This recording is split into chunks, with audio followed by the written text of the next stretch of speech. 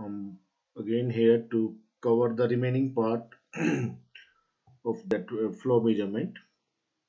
So in my yesterday lectures, I brief you about the Bernoulli equations, and today we will learn about some instrument that we use to determine the velocity of a flowing fluids, and we will learn about that how we can take or what are the different application of the Bernoulli equations. So before starting that lecture, I'd like to brief you about how to determine pressure. So in these diagrams, you can see I have withdrawn or drawn a kind of cube, and in this cube I have drawn a line. If somebody asks what is the pressure here, so the pressure is something the force that is exerted by the this height of the liquid per unit area, force per unit area. So we will write this force per unit area is the pressure. Okay, and if we talk about the force, then force is something mass into acceleration. So we can write mg, and for the calculation of the mass, we can consider this relationship that rho is equal to mass per unit volumes. Density is equal to mass per unit volume. So we can derive the value of mass from here. Mass will equal to volume times density, and volume we knows it is something equal to area into height. So in place of mass, we can write rho AH. Rho AH is the value that will represent the mass into G divided by A. So A will cancel A. So P will equal to rho GH. So the amount of force exerted by any liquid at any height will be directly proportional to the height of the column and the density of the liquid. Let it is filled with water, then and the height of the column is 10 meter, then how much pressure it will exert at the bottom. The pressure exerted will be rho. We everybody knows what is the rho of the water. It is 1000 kilogram per meter cube, and the value of G is also known to everybody, that is 10, and height we have taken 10. So it will be something 10 raised to power 5. Fine. Newton per meter square. So this is the explanation how we can determine the pressures, and this pressure measurement is in case of static conditions when your liquid is not flowing. So the main thing that I wish to make it clear that the pressure at any level, let it is a water column, then the pressure at the bottom will be high. I have all many times explained that the maximum pressure, if we talk about the planet Earth, exists on the bottom of the sea or at the sea level, and the minimum pressure exert you can experience or exist at the top of the hill. So as you move from mountain to sea level side or the coastal region side, the pressure will increase. As a result, the boiling of water will be difficult at the sea level in comparison to boil the water in the hilly region, because in the hilly regions we have increased the height. As a result, the atmospheric height has decreased. Fine. So now I'm coming to the next part, that is the flow measurement. So to understand the flow measurement, first of all we have to understand some basic terms or some basic values. So density, everybody knows density is something mass per unit volume. So if we talk about the density of the water, then it is 1000 kg per meter cube, and this is something that we know called it as a manometer. Manometer is a device that is used to determine the pressure, and in this manometer we generally use to take a fluid that is known as manometric fluid, and this manometric fluid generally we take mercury. And why we take mercury? Because the density of the mercury is very high. The density is around 13,593 kg per meter cube. If we talk about which element has the highest density, then in the literature you will find that osmium is the element which shows highest density, and followed by If we talk about the element showing the least density, it is hydrogen gas. Its density is almost negligible. You can say 0.082 kg per meter cube. So the in case of manometric fluids, we consider the fluids whose density is different from the liquid whose pressure we going to determine or whose velocity we going to determine. Okay, and it should be more dense. Fine. So if somebody asks why this mercury is generally taken in the manometer, the answer is this: it has high density that helps to make small manometers. It does not evaporate like water, and its lower freezing points. It will not freeze up to 0 degrees centigrade. So here I have shown a very simple. Yeah, before that I like to brief you. In our syllabus, there are three main instruments. Those are used to determine the flow: pitot tube, orifice meter, venturi meters. So these are the devices which are used to determine the velocity of a flowing fluids. And how this velocity is determined? We generally determine the pressure difference, and to determine the pressure difference, we take manometric fluids. So here it is an example. Like this is a tank, and if somebody asks what is the pressure at point A, suppose we do not know about the pressure inside, and if somebody asks what is the pressure here, so to determine this pressure, what you will do, you will drill a hole here, and then you will connect a pipe, and then you will connect this pipe to the U-shaped manometer. So when this pipe is closed, or you can say the liquid is not coming out, the arm of the manometric fluid will remain as this, because both are exposed to the atmospheres. So on the both side there is a same pressure. So this, the level of this manometric fluid will be remain constant, but as it this water will came in contact with this manometric fluids, it will exert a pressure, and that will be more than atmospheric pressure. As a result, the left arm of the manometric fluids will lower down, and parallelly there will be a rise in the right arm. So by calculating the pressure difference, we can tell about the what is the pressure at point A. So in this diagram, you can see that the point A and point 1 are at the same locations. So we will consider the pressure at point 1 is equal to the pressure at point A. Fine. So the PA is equal to P1. P1 is the pressure here, and this is the height of the column, that is Z1. So if somebody asks what is the pressure at point P2, or what is the pressure at point 2, then there are two pressures that are working on this point. One is the pressure due to this height of the column, that is your rho G Z1, rho 1 G Z1. See, and second is the P1 or PA. I said P1 and PA are the same thing. So at point 2, what is the pressure? PA plus rho 1 G Z1. Z1 is the height of the column. Fine. And what is the pressure at point 3? Pressure at point 3 is the pressure due to this height of the column, and it is equal to height of the column is here is Zm.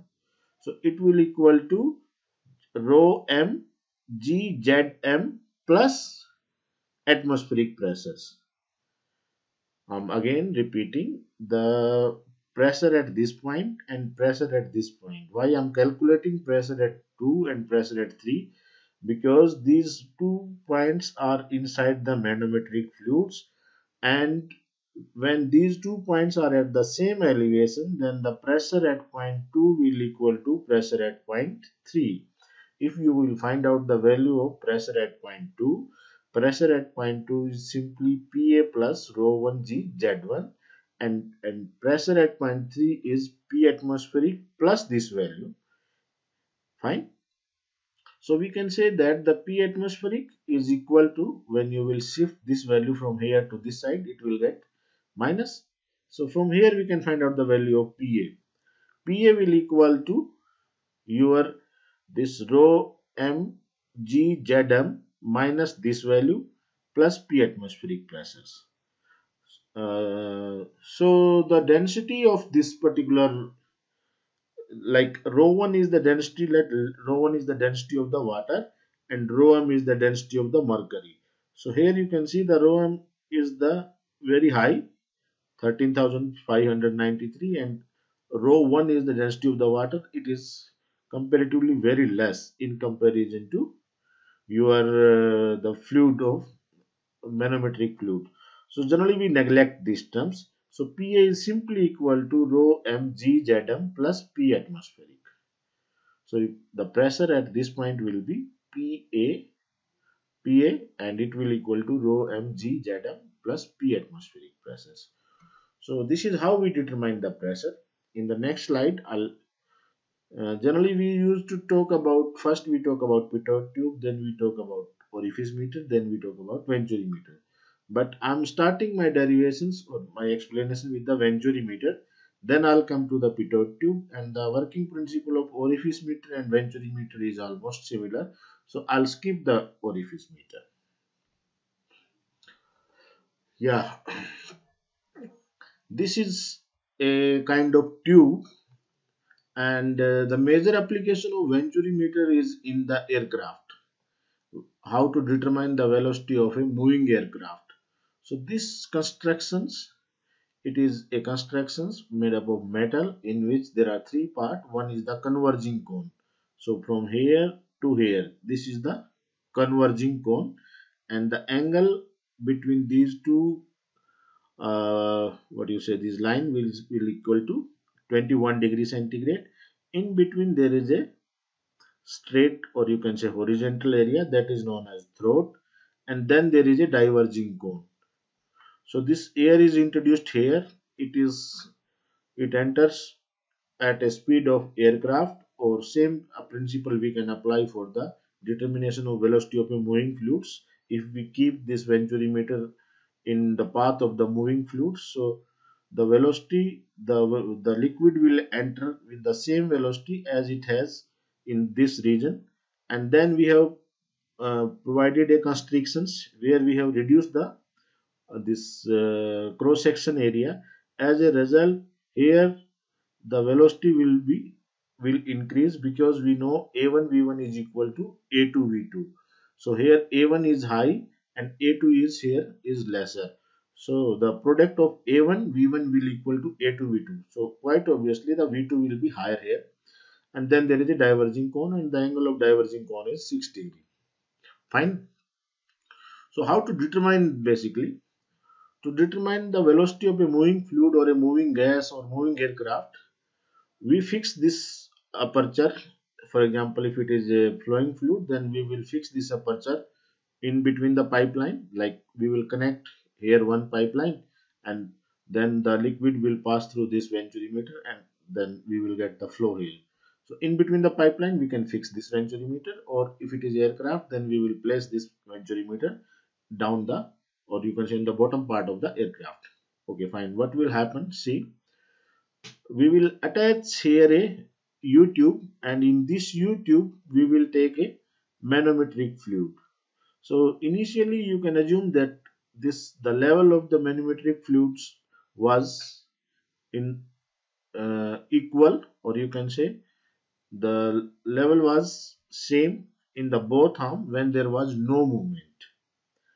Fine.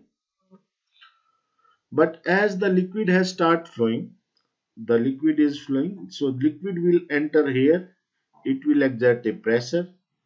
Fine. And here the liquid is traveling at a faster rate, so it will create a partial vacuum. As a result, this arm of the manometric fluid will go down, and the right side of the arm of the manometric fluid will rise. I'm making it more clear. This star is representing the liquid whose velocity we need to determine. And this dotted portion here also, there should be, oh my god, there should be dots, but I will skip. So this region is showing that there is another fluids whose viscous density is high or different from this liquid. So as this is as the liquid is start flowing, it will drag this manometric fluid downward due to the pressure. So as it moves down, it will result in the rising of the right arm's manometric fluids. So finally we'll get that these are the 2 points which are at the same height and this much rise in the manometric fluid has taken. Fine.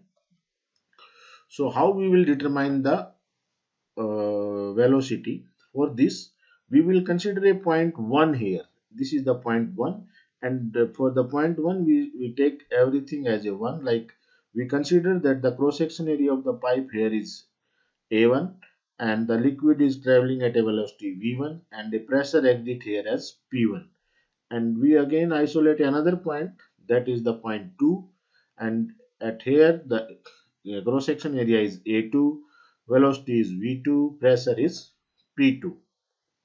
Fine. So now I will apply the Bernoulli's equation. But what Bernoulli's equation says that P1 plus rho GH1 plus rho V1 square by 2 is equal to P2 plus rho GH2 plus rho V2 square by 2. This is the basic Bernoulli's equations. So when you will take an example of aircraft is traveling around 5,000 to 6,000 meter high. Okay, then there is no meaning actually. Even kilometers it may be, means it is traveling at a very high, means the distance from the earth surface to this venturimeter is very high, so it is negligible. And if we are taking these 2 points at the similar elevations, so this h1 will equal to h2 will equal to, this is the h1, this will equal to h2. H2 is here, this is h1. H1 and h2 will be equal. So h1 is almost equal to h2. So rho gh1, this value will equal to rho gh2. So these will cancel each other. Fine. In the next equations, so from the Bernoulli's equations we have cancelled these two terms, but we left with P1 plus this value and P2 plus this value. Let's come to next step. So we left with P1 plus rho V1 square by 2 equal to P2 plus rho V2 square by 2. I think there is no problem up to this step. Now what we will do, we will take P2 on this side, and when we will bring P2 on this side, it will minus P1 minus P2, and rho V2 by 2 here, and we will shift this value on this side. So here it will be minus rho V1 square by 2. Okay. After that, what we will do, we know that A1 V1 is equal to A2 V2. From here we will find out the value of V2. How we will find out the value of V2? We will keep V2 here and we'll shift the A2 on this side. So V2 will simply equal to, it seems Y actually, but it is V. Please note it. It will equal to A1 by A2 into V1. Fine. So we have, from here we have derived the value of V2. Now I'll put the value of this V2 in these equations. So that I have done. In place of this V2, I have written here V1 A1 by A2 raised to power whole square minus this value V1 square, and I have taken rho common. I have skipped one step. You please understand. I'm repeating, rho V2 square by 2 minus rho V1 square by 2. Okay, and from this I have taken rho by 2 common. So inside the bracket there will be only the value of V2 minus V1 square.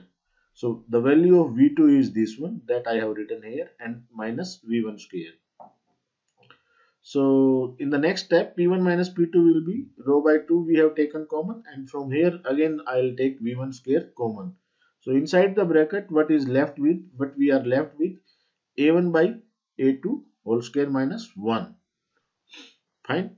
Now it is very interesting. See, this V1 is the velocity of the fluids. I'm again taking you to here. This V1, it is the velocity of the fluid or velocity of the aircraft. So this rho is what? Rho is the density of flowing fluids that we are aware. We are determining the velocity of the flowing fluids. If it is a water or oil, we will be aware about this rho value, and we have designed the tube, so the we will be aware about these two terms also, A1 and A2, isn't it? So if we can find out the value of P1 minus P2, then we can easily speak about what is the velocity of the flowing fluid. And from here I can write like that, V1 square will equal to, this 2 will multiply with, this 2 will multiply with P1 minus P2 divided by rho into this value. Okay. And finally V1 will be equal to under root P1 minus P2 into 2 divided by rho A1 by A2 whole square minus 1. So in the next step, how can we can find out the value of P1 minus P2? Yeah, before that I'll again take you to see here. I have taken two value PA and PB to understand it again. So this is the point PA and this is the point PB, and these points are in between these two points there is a same liquid, that is your manometric fluids. So we say that these two points are at the same elevation, so the pressure at point PA will be equal to pressure at point PB. So what is the pressure at point PA? Because this is the pressure P1 and there is a height. The height of the column is, let we have assumed that from this point to this point it is y, and from this point to this point it is hp. So the height of the column from this point to point 1 will equal to y plus hp. You please understand what I have done here. I have taken the height of this dotted column hp and height of this liquid column as y. So the total height from this point to this point is y plus hp. So what I'm saying, the pressure at point PA will equal to P1 plus rho g. In place of h we will write y plus hp. So let me take you to the equations. So at PA the pressure will be P1, that is existing in the pipe, plus rho F. I have taken rho F. F is indicating the density of the fluid. G, in place of H I have taken Y plus HP, and from where this Y plus HP came? From here. This is the Y and this is the HP. So the total length of this liquid column is Y plus HP. Fine. What is the pressure at PB? Yeah, now come to point PB. At the point PB, there are the two pressure. One is the pressure that is exerted by this column, and another is the pressure that is exerted by this column. So for this column, we will write rho g HP, and for this column, we will write means rho m g HP and rho w rho f g y. Let's see, rho f g y. Rho g, sorry, rho f is the liquid density, g is the gravity, and y is the height of that liquid column. Rho L, I have taken here the density of the manometric fluid, G is the gravity, and HP is the height of the manometric fluids. Again I am taking two. I have written rho G, rho L, G, HP and rho F, G, Y. You can check rho F, G, Y and rho L, G, HP. Fine. And we know that PA is equal to PB. So from these two equations, I'll find out the value of P1 minus P2. So when I'll do P1 minus P2, I'll take this P1, P2 in this side. So it will be P1 minus P2, and I'll bring these terms downside. So let me open this value. Okay. Am I right? Yeah. Or I did something wrong. Yeah. P1 minus P2 will equal to, this value will move on this side, isn't it? So it will be, when you will open this bracket, see rho f g y as it is I have taken, rho l g h p as I have taken, and this value will be minus rho f g into y plus hp. So When you will open this bracket, it will be rho fg y minus rho fg hp. So from this rho fgy will cancel rho fgy, and we will left with p1 minus p2 will equal to rho l ghp minus rho f GHP. So from here we can take column common GHP, and GHP is common, and here it is rho L minus rho F. So the pressure difference will be equal to GHP. HP is the height of the manometric fluid column. What is the HP? Again I am talking this one, HP. And for the better precisions we can make it a scaling. Simply by reading the scales we can say that this is the your pressure HP, because G will be known to you if you know the reading of the H and if you know about the density of these two fluids. In case of liquid we apply these equations, and when we are dealing with the gases then we neglect this rho f, because we know that in case of hydrogen the density was very less. So density of gases in comparison to liquid is far less, so we generally neglect that terms. So when I'll put the value of P1 minus P2 in this equation, finally I end up with V1 is equal to under root 2Z rho L minus rho F minus 1 into HP divided by A1 by A2 whole square minus 1. So this is something about the Venturi meter. I hope you will understand. Now I'm coming to the next part, that is the determination of velocity. Yeah, this is another interesting application of the Bernoulli's theorems.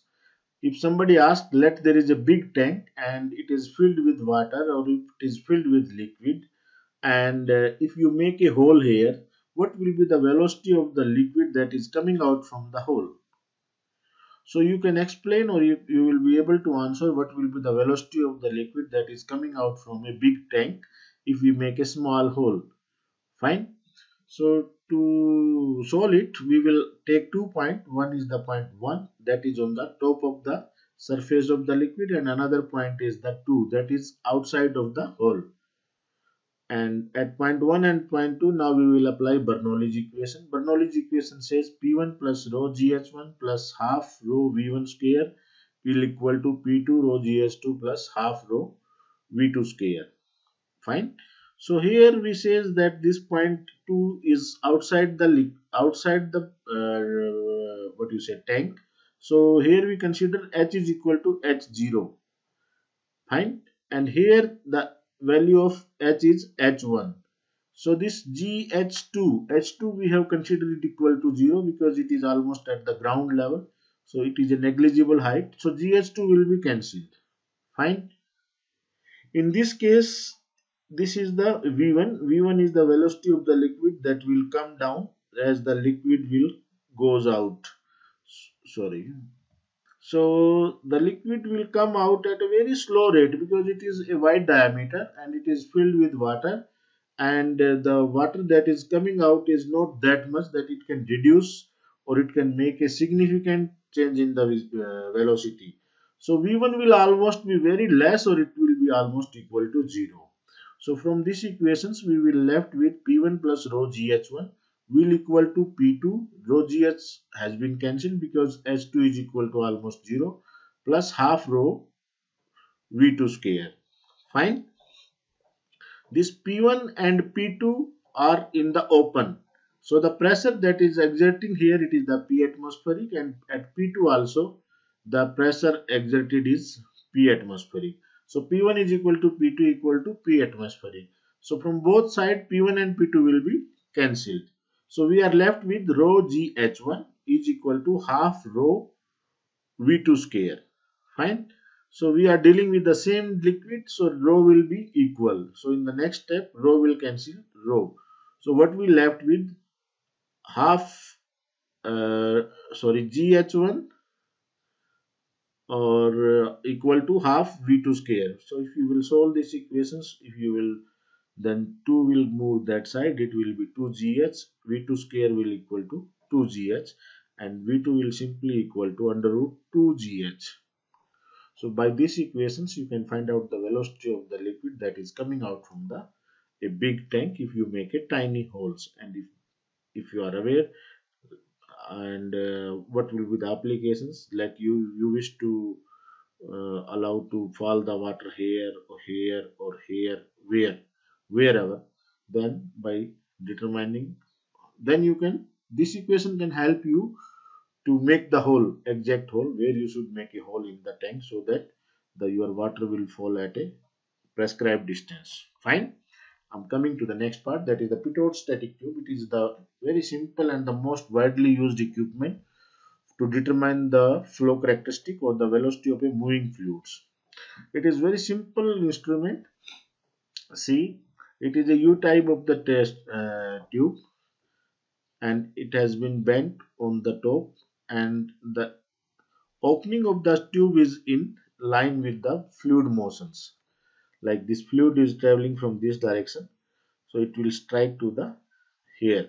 So a very small opening we use to provide here, and the liquid enters in the tube. Fine. So this equipment or this instrument help us to determine two pressure. One is the static pressure, and second is the stagnant pressure. So here are there are some consideration. Fluid density is rho, that is constant, and fluid is moving with the velocity c1, and the pressure, here we have taken 2 points, p1 and p2. So here the pressure p1 exit, and here the pressure p2 exit. So the according to Bernoulli's equations, if we write the Bernoulli's equation for these 2 points 1 and 2, then P1 plus half rho C1 square, because C1 is the velocity here, plus rho G H1, because these are both are at the same height, so we have not considered here. So it will be P1 plus half rho C1 square will equal to P2 plus half rho C2 square. Fine. So rho 1 is the static pressure, sorry, P1 is the static pressure of the fluids, that I'll describe in the next slide. You understand? This is the Bernoulli's equation, and in this Bernoulli's equations I have dropped the rho gh1 or rho gh2, because both are at the same height. So next what I'll write, so from that equations, here you please see the velocity of the fluid here is c, and the velocity of the c at this point, what will happen, if it is a tube, the liquid will enter in that tube, it will exert a pressure, and this manometric fluid will go down, and on the left hand side this manometric fluid will move up, but after some time there will be no movement of the liquid at the tip of this tube. So velocity at this point will be 0, or we can say C2 will be 0. If C2 will be 0, then we will left with P1 plus half rho C1 square is equal to P2. Fine.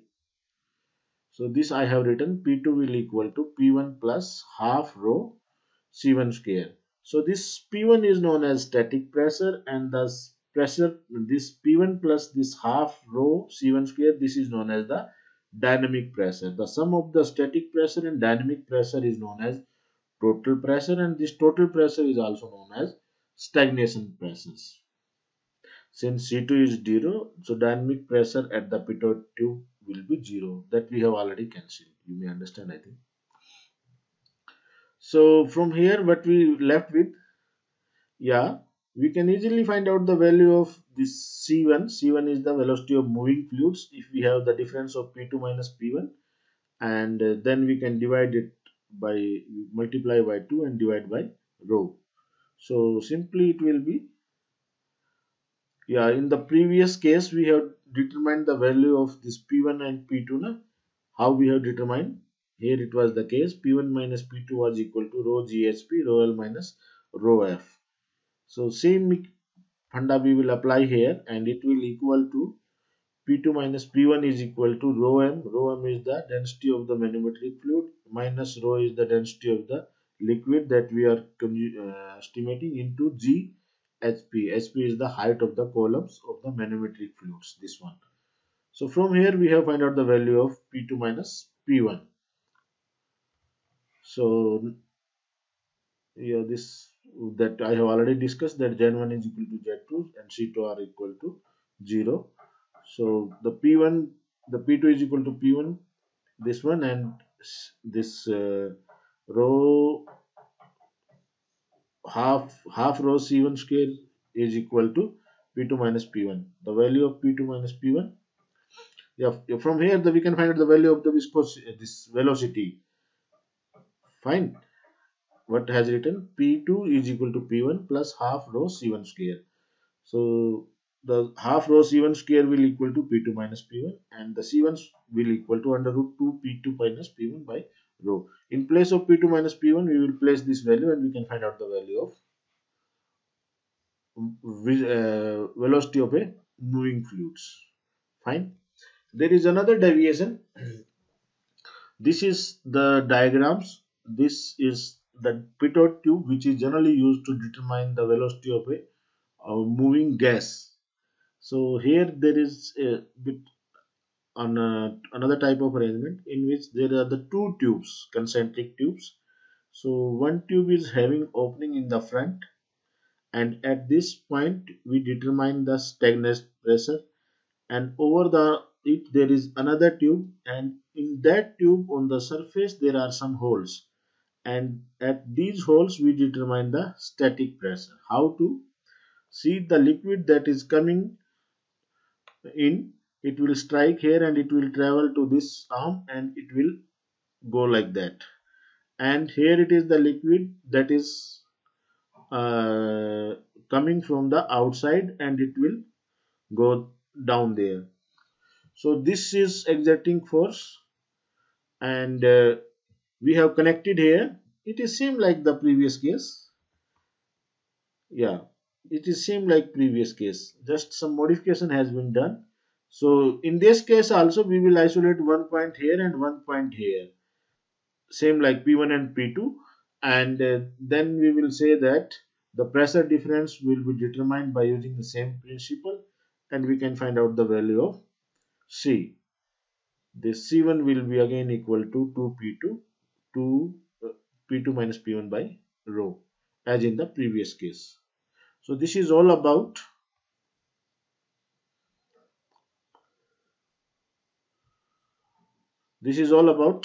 and thank you very much.